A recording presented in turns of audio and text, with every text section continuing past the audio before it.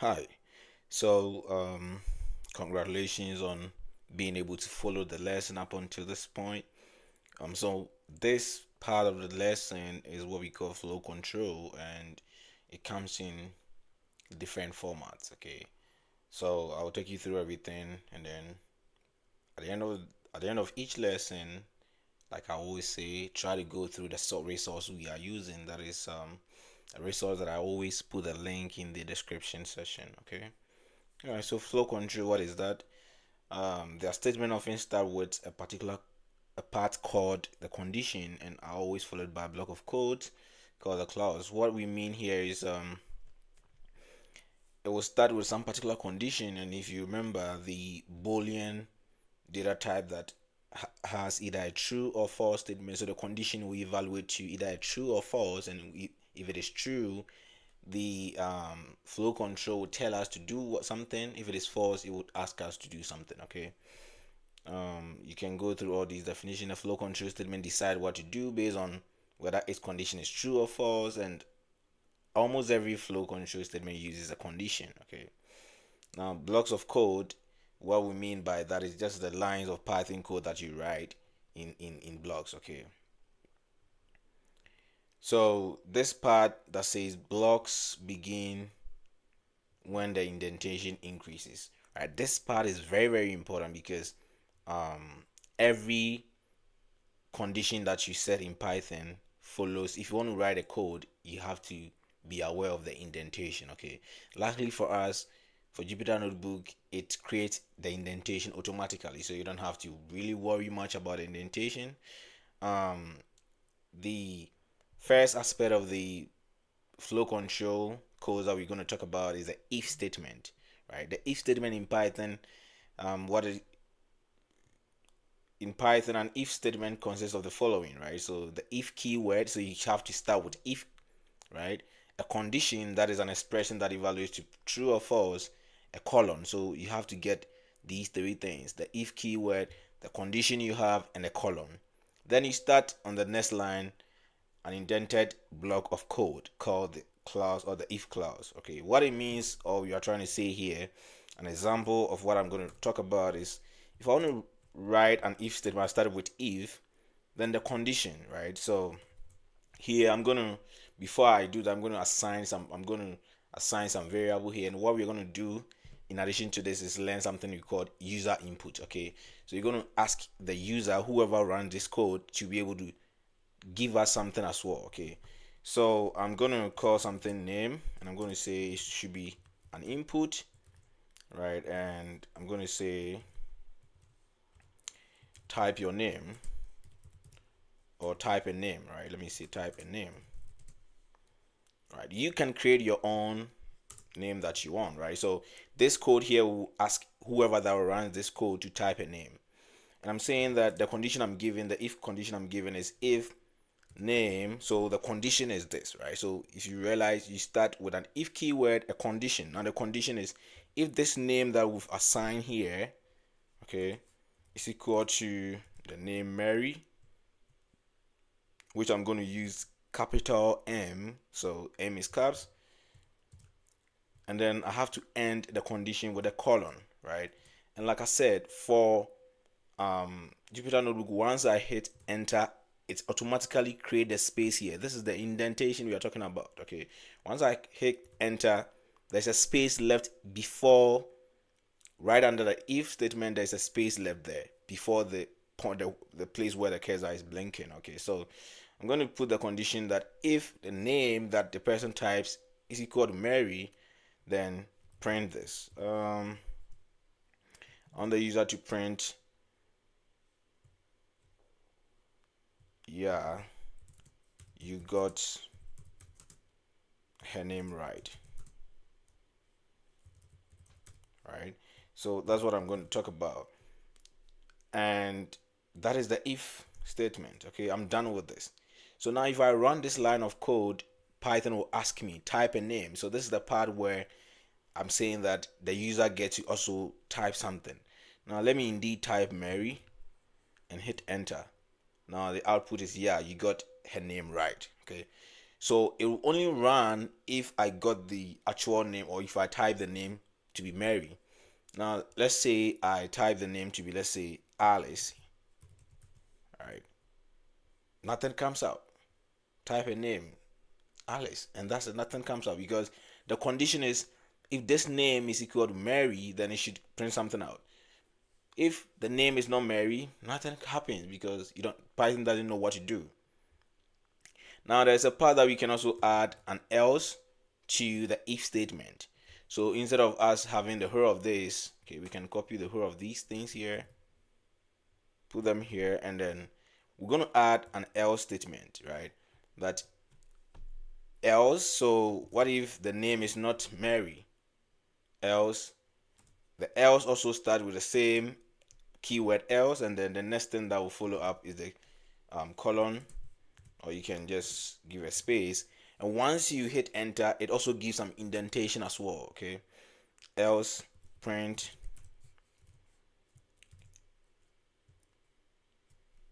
you got the name wrong, right? So you got her name wrong.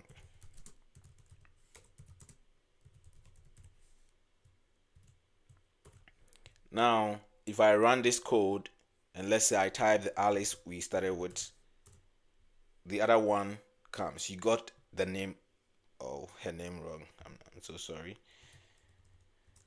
Right, so let me rerun this again and type the Alice. You got her name wrong, right?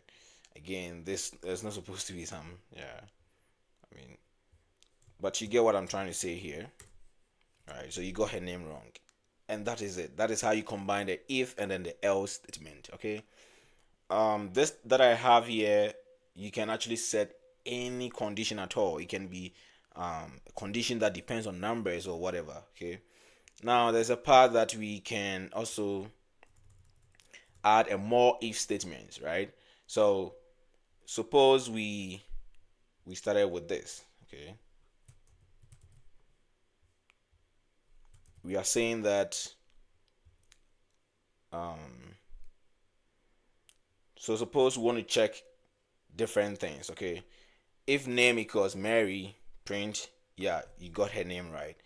Let's say I didn't want to do that, but I want to also check if the name is something else, right? If name equals AB, okay,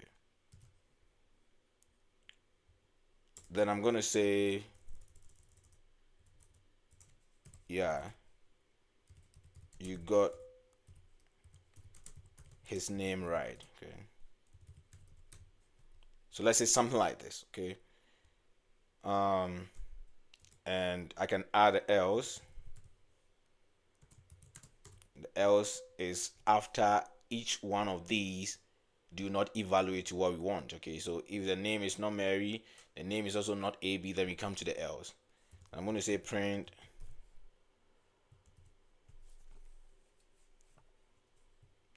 you missed their names.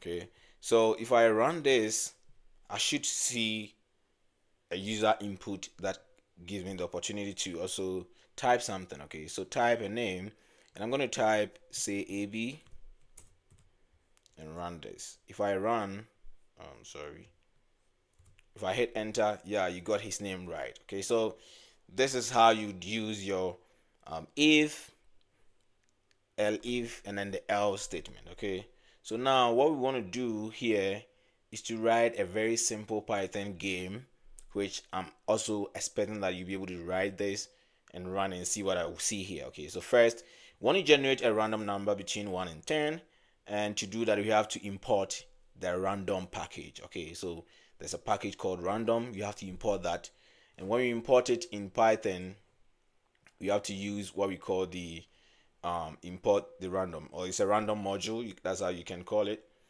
Okay, so now the first part, a comment here is, I want you, the most important thing about this whole thing is to generate a random number between 1 and 10. Okay, so how do I generate that? Using the random package or the module. I'm gonna call this as, let's say, secret number. Okay, secret underscore number. Let's say it's random dot rand int. The rand int here is a random integer. Okay, 1 comma 10. And like I said in the other video, we could have decided to just from random import star, and then we could just use random rand int without using the random dot in rand int. Okay, so this line of code here generates a secret number automatic, like it picks a secret number between 1 and 10. And then what do I want to tell the user? I want to tell whoever that is running this code certain things here. Okay, I want to say that, hey, maybe welcome to this game, welcome to the guessing game. Okay, all right, something like that. Okay, so I mean it's gonna be a fun game. All right, so and then what do I have to do? I want to tell the user what this game is about. Okay, I'm saying that I am thinking of a number. Okay, I'm thinking of a number between 1 and 10. Okay, what do I want you to do? I mean, these are all things you can add to your code. Okay, you have one guess to find the right number. Okay, so when we are done this particular game, we're going to use it in about 3 videos. Okay, so you are telling the user that welcome to the guessing game. I'm thinking of a number between 1 and 0, 1 and 10. You have one guess to find the right number. Okay, so take user input here. I'm going to give the user or whoever is playing this game the chance to guess a number. Okay, so I'm saying I guess equals input, right? And I want it to be integer input, so that the user will be asked or will be forced to type an integer type of variable. Okay, you have to type an integer, not a float or not a decimal. Let me put it that way. Take your guess. Okay,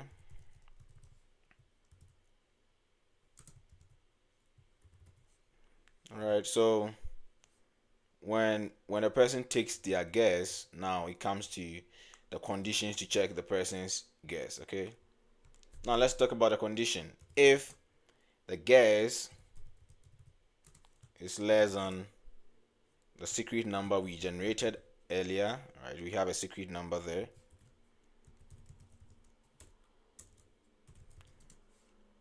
If it is less than the secret number, so if you remember, the if statement is if your condition a colon, right? That's how it goes. If this is less than the secret number, what do I want the person to say? Print your guess is too low. Okay,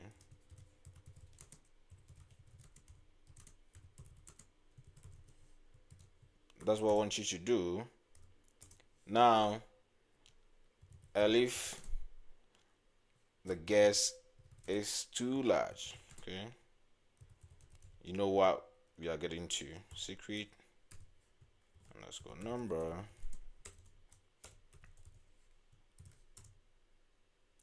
Then we still want to print your guess is too large. Okay, or too high if you want. Okay,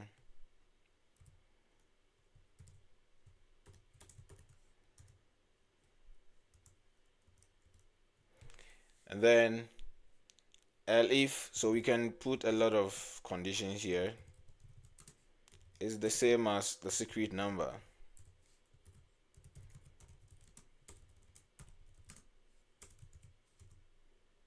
Then I'm going to print and say that Congratulations.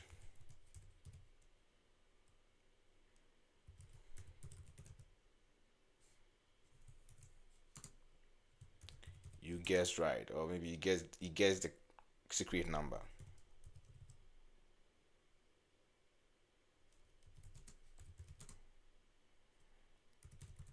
The number correctly, okay?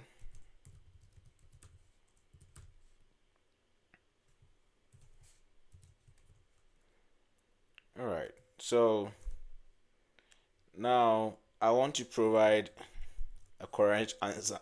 Sorry. I want to provide a correct answer if whatever we guessed was wrong. Like it couldn't, if it is either the first one or the second one, right? If it is wrong, so what I want to say here is if the guess is not equal to, and not equal to, we use this, not equal to the secret number,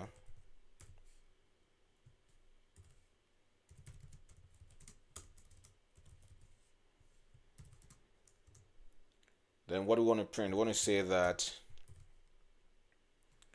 here I'm using fprint here, and this is one of the features in Python for printing um, strings and numbers at the same time. Was the number I was thinking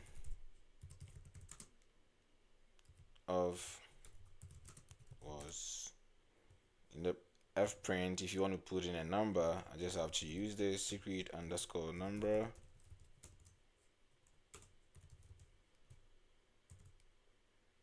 and I just close it. Okay. Now if I run this, we should be good to go. Okay, so this is like a simple Python game. Let me run this and see. Welcome to the guessing game. I'm thinking of a number between 1 and 0. You have one guess to find the right number. So Python has already selected a secret number. So suppose I pick 4, right? Your guess is too low, and then the number I was thinking of was 6. So Python here was thinking chose 6. Okay, so you can play this game as many times as you want. Let me pick 6 and see. Now that the value Python picked randomly between 1 and 10 was 5. So you can play this game as many times as you want to just try to check and see if you can come up with a case where you actually guess the right number between 1 and 10 as what Python chose. Okay, so let me know in the comment section if you're able to do that. Play with it as much as you can just to figure it out. Okay, all right, see you in our next lesson.